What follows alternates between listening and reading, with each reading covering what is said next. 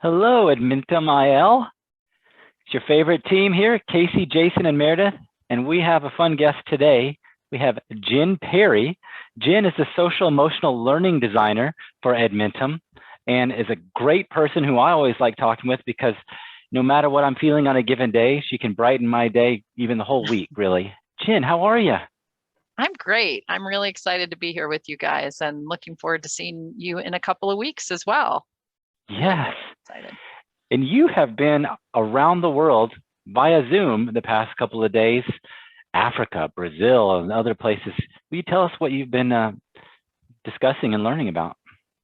Yeah, it has been an exciting, right, 2 weeks really. I feel like, the only way that I could have done this is because we're living in this virtual world right now. Because a couple weeks ago, we had a presentation on the whole learner and understanding behavior in the Middle East. We had 560 people attend. It was really amazing. It was like 9 o'clock their time. And just this week, I presented in for the Latin American Heads Conference with the person who runs a head of school in Brazil, who is piloting our base curriculum and saw us at COBIS and really has been working in that environment on whole learner concepts and felt like, even though the whole learner was this bigger picture, they needed something that unified the way that they talked about and measured SEL. And so they're piloting our base curriculum.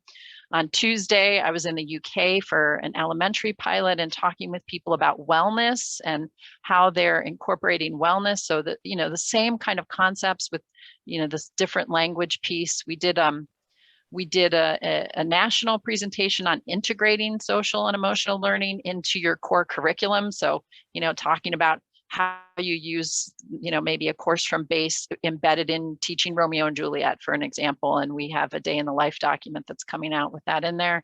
And then yesterday I was with the African International Schools Conference and got to talk with them about whole learner, diversity, equity, and justice. And the kinds of things in particular that they were interested in were how do we take care of educators so they can be their best selves in that world. And I'm going back to talk at their conference in 2 weeks on understanding behavior, which is like this subdomain of all of these other things we talk about. Like, how can we layer on initiatives around culturally responsive pedagogy or SEL or whatever it may be without recognizing why behavior happens.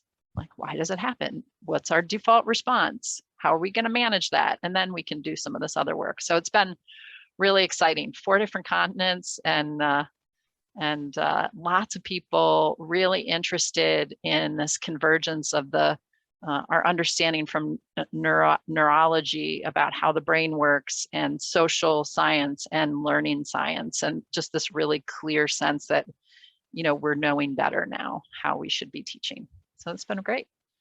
Jen, what are some of the things that are crystallizing there? You mentioned those things coming together. I heard whole learner a couple of times there as you were talking about the different conversations on those 4 different continents. So, what are you seeing as maybe some similarities or some common threads there? Yeah, it's a great question because, so I've been in education for over 30 years now. And of course, we understood from really early theories like Erickson's stages of development, which like teachers go through, right? That trust and connection is important, but we've kept that a bit separate from teaching facts, right? And knowledge. And what we're learning now is that those things work in conjunction with each other. And so the conversation around whole learner is this, for me, it's like the umbrella through which we can talk about, Maslow's basic needs. How do we build relationships, executive function, social and emotional learning, all of these like downstairs brain things that are really important. And what's happened is that, there have always been varying opinions on that. I mean, we used to call social and emotional learning things like positive youth development and civics and character education and all of those things. And they were sort of external to our understanding of how we learn. But now that we can map the brain and we can see how this stuff lights up and how we actually learn, the conversation has really exploded in terms of this unifying concept of teaching to a whole brain, right? So you can call it whatever you want, but really the underlying sort of unifying concept is using your whole brain, right? That we have to start with unpacking schema and identifying our value systems and creating attention and alertness and engaging with that in important ways, rather than just the kids who can naturally do that or just the teachers who can naturally do that, and sort of filling up that knowing.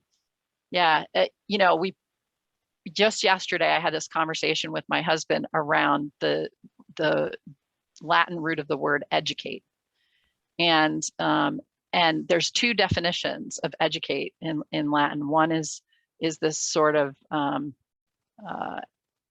doing to somebody, like you're giving them knowledge, right? And then there's educere, it's EDUCERE, which is about pulling out of, like leading out. And this, to me, you know, when we started talking about that, it was an either or in history, and now we know it's a both and. So we both want to give people information and knowledge, but we also want them to be critical thinkers and to be able to, you know, shape the world and its future and deal with the turbulent times that we have and all of those different things. And so that's like both of those definitions of educate in one. It's pretty cool. That's very cool. And I just learned some Latin today. So yay, thanks. I wondered if you could talk a little bit more about the time you spent in Africa. And you mentioned that a lot of that was actually focused on the educators and their, you know, social-emotional well-being. And I'm just wondering if you can speak a little bit more to that and how important that is, and how school leaders and things can also, you know, kind of transform that view perhaps of educators as, you know, and what is, you know, as whole learners as well. So maybe just share a few tidbits of what you guys talked about in Africa. Yeah, I mean, I think, so really the pandemic has brought home this fact that all of us need SEL, right? So when we, prior to entering it, even for kids, we think about it as those kids, right? And we have this default setting that says if you're little, I'm gonna let things slide and teach you skills. And the older you get, we have this threshold for like, you should know better. You should know better at this age for this reason. You should know better. And when we look at adults, we just assume they always should know better, right?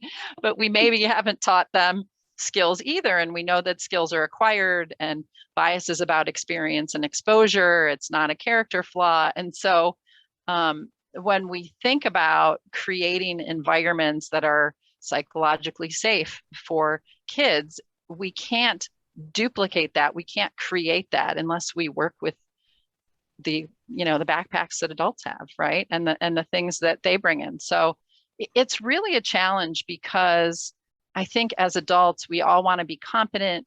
We want to show our mastery. We are very invested, both, you know, in terms of supporting our families and in terms of our egos, which I don't mean that in a bad way, like at looking like we know what we're doing.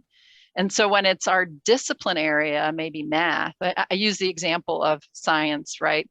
When Pluto wasn't a planet anymore, and we had to like retool our knowledge and change how we taught in class. And we all really loved Pluto and we really wanted it to be like a planet.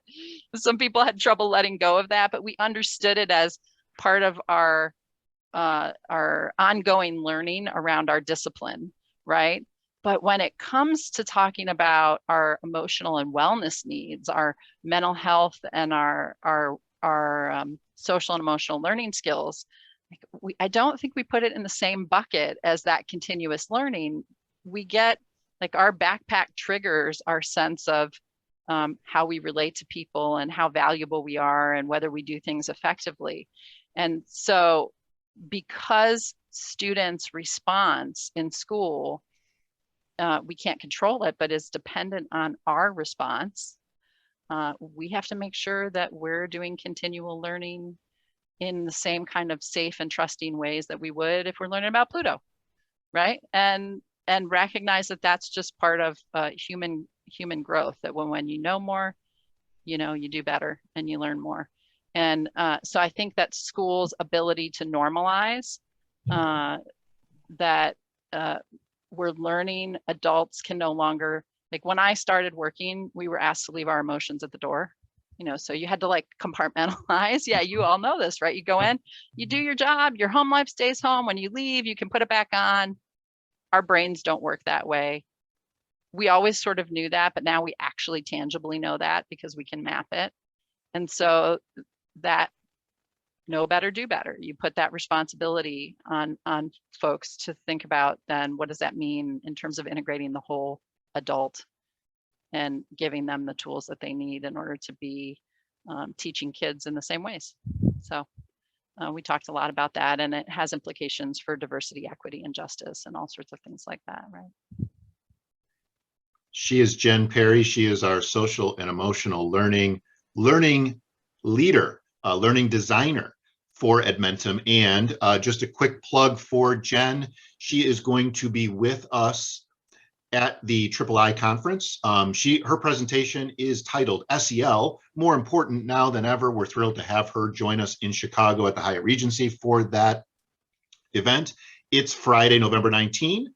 It's at 2 o'clock. And we hope to see you there. And Jen, we know that we will see you there. Thank you for spending some time with us here today. And we hope that you have a great weekend. Why, thank you. Such a pleasure. Thanks, Always Jen. great talking to you, Jen. You too.